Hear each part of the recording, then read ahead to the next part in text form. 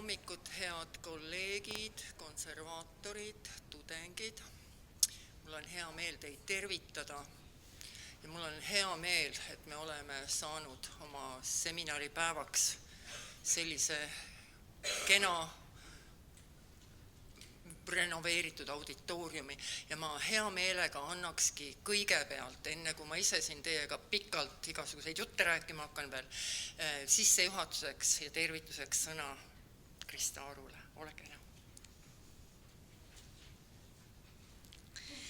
Head sõbrad, armsad kolleegid, head inimesed. Ülikooli raamatukogul on väga suur au ja rõõm tervitada teid teie tänasel seminaril, mis on tegelikult ju oma sisult ja ulatuselt konverents. Üks vägev konverentsipäev tuleb teil.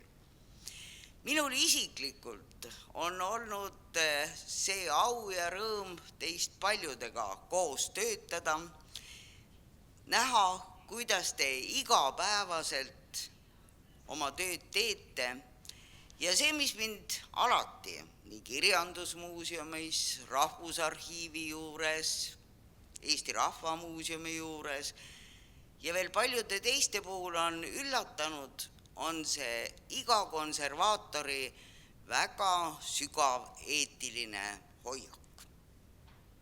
See on olnud nii ilus, et ma ei ole osanud seda võib-olla mingil õigel ajal nii ilusasti sõnastada ja õigesti välja öelda, et ma oleksin saanud konservaatoritele, neile inimestele, kellena te kõik ju töötate, öelda neid õigeid sõnu ja öelda kohe välja sellist vaimustust, mida ma olen tundnud teie tööst.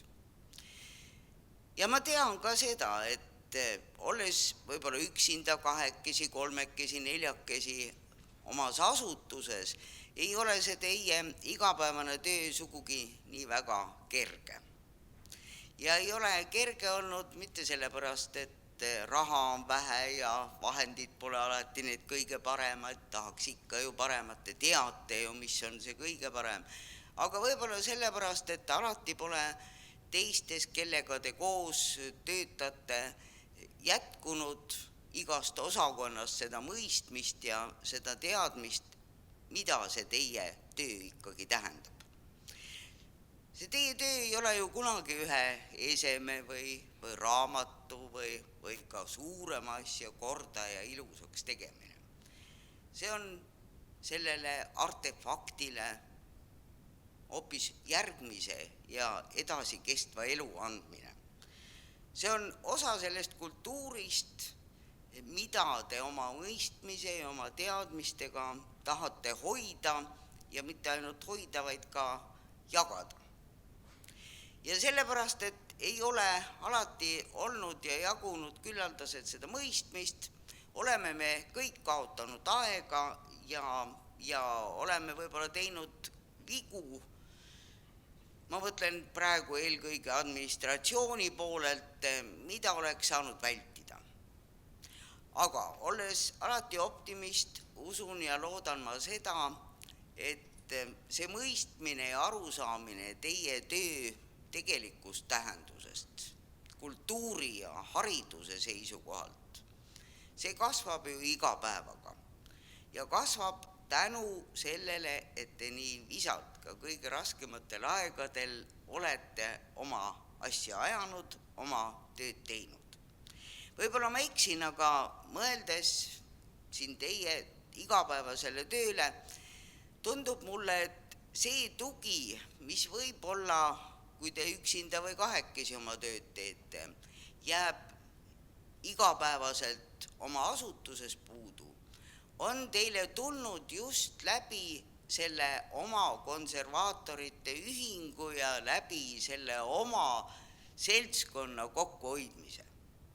See on midagi väga ilusat olnud, sest ega ei ole ju sugugi igal ametialal sellist oma seltskonda, oma kogukonda, kus saab sellest rääkida, mis teil tegelikult on südamel, kus saab kujundada seda ühtset arusaama, kus saab jagada neid ühtseid väärtusi ja kus saab ühtlustada vahel ka arusaamist ja mõisteid.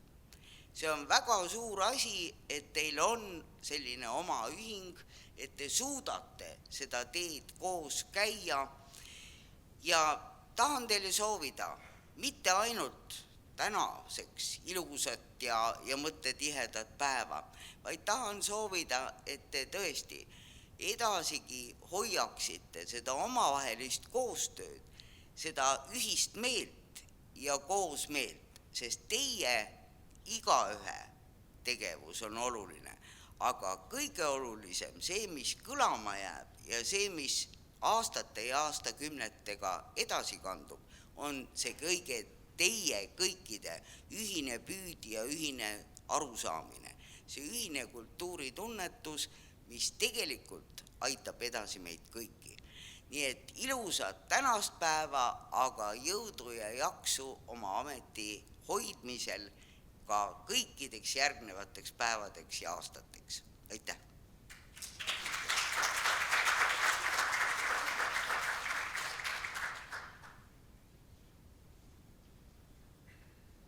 Et nii nagu siin ilusti sisse juba juhatati ja teise teate, et meie 6. teadusseminar kannab siis nimetust konserveerimise keeled ja nagu arvata võite, et kuna see aasta on kuulutatud eesti keele aastaks, siis mõeldes sellele keelele, mõtleme me väga tihti ka sellele, et konservaator peab oskama ju natuke rohkem kui ainult ühte keelt. Väga tihti võib olla selleks nii-öelda võõrkeel, aga tegelikult konservaator vajab ju nii-öelda ka asjade keele mõistmist. Mõnikord on meil abiks tõlk, mõnikord me suhtleme omavahel, mõnikord me õpime lihtsalt keeled ära. Et tegelikult see keelevajadus ja ma pean ütlema, et ausalt öeldes, kui konservaatorite ühingu juhatusel nagu selle sama teema otsimise nagu nii-öelda, et mis see teema, selle aasta teema oleks, siis minul on ausalt öeldes aasta alguses saadik nagu mõlkunud meeles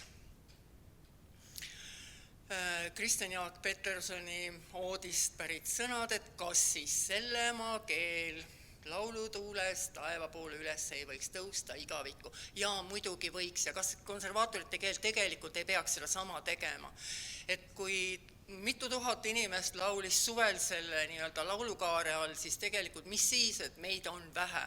Ma arvan, et me peame nii-öelda just nimelt seda, mida meie teame, mõistame, aru saame, ise nii-öelda kõvahäälselt muule maailmale kuulutama või olema siis selleks tõlgiks või vahendajaks, et esemed, see sama kultuuripärand, millega me igapäevaselt tegeleme, et see siis leiaks tegelikult selle väljundi, et kõik saaksid nii-öelda osa sellest.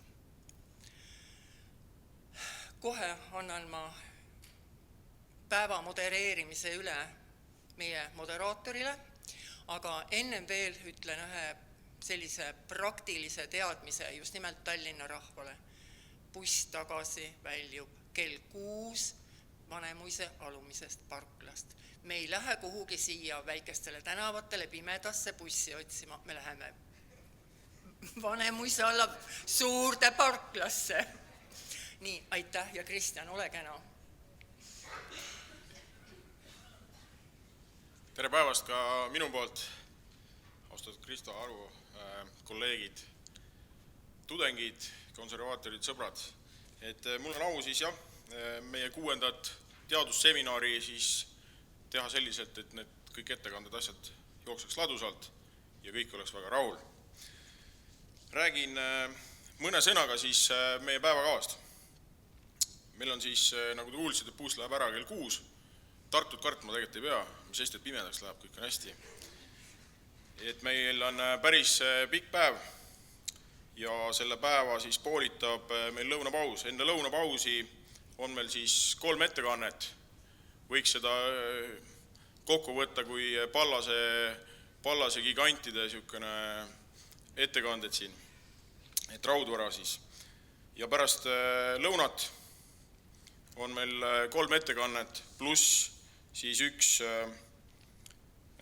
tutvustus Rahvusarhiivi ühisloome teemadel.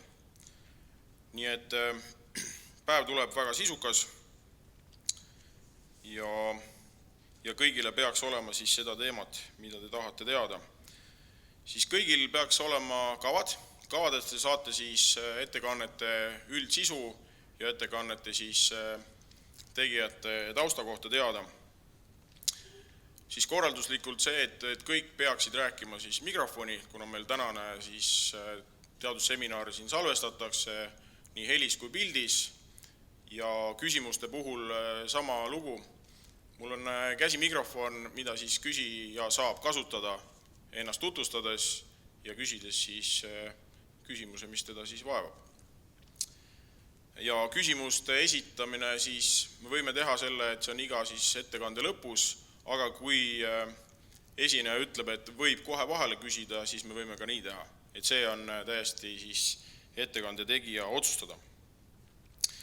Siis lisaks üks teema on see, et ühingu poolt on ettepanek, kuna meil on teemaks siis keel, meil on keel ja meil on ka siis erialaline keel.